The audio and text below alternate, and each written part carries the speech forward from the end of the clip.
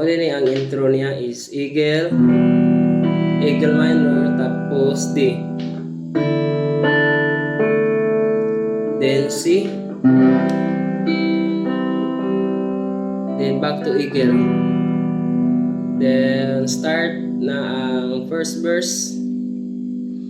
Abrihi Eagle minor, ang tambuanan di sa kalangitan, back to Eagle, karon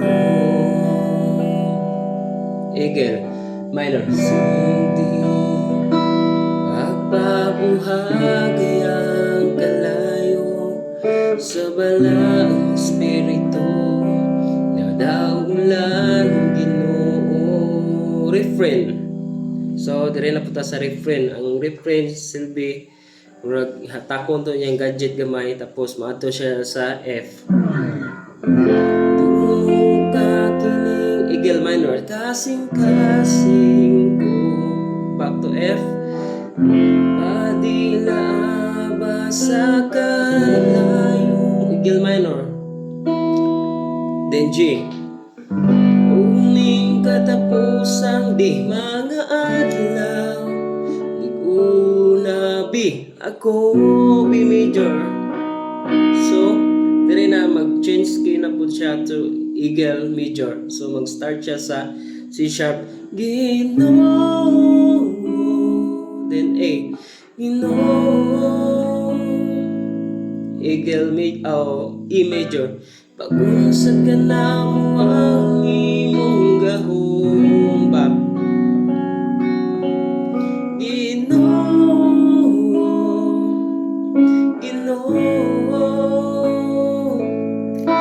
iya buwang katapusang lihok mo, then dire na dito musulod tong instrumental nga. Ang chords ato kay C sharp gapon, C sharp, apon Eagle,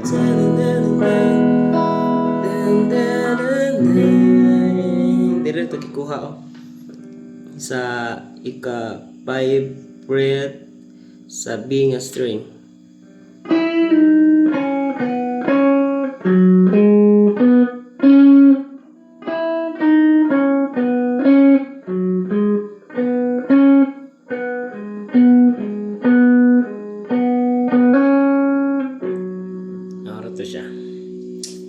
So, mao gatong back ra gapon to siya sa sugo na pug balik na pud siya sa G, balik Eagle minor siya. Ang tambuanan sa kalangitan, C, Eagle, karon pwede ranan mo kanang dula-dulaan gamay. Hindi pagpabuhagi ang kalayo sa balang espiritu na daulan Ginoo. Tumuka kining kasing-kasing ko, padila ba sa kalayo mo, G. Katapusang mga adlaw, una ako, Ginoo, C sharp, Ginoo, ipakunsad ka na mo ang imong gahom. Pwede ra po kung mag-bass ka, pwede ra po siya diri sa D sharp, Ginoo,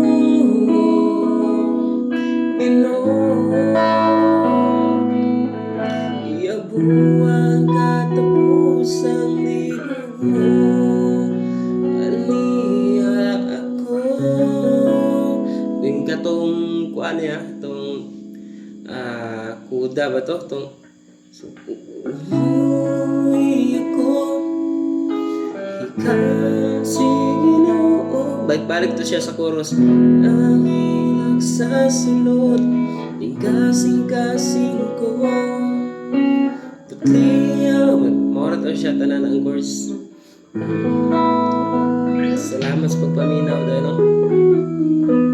Sa another request of mga videos, pwede rin ninyo i-comment. Thank you.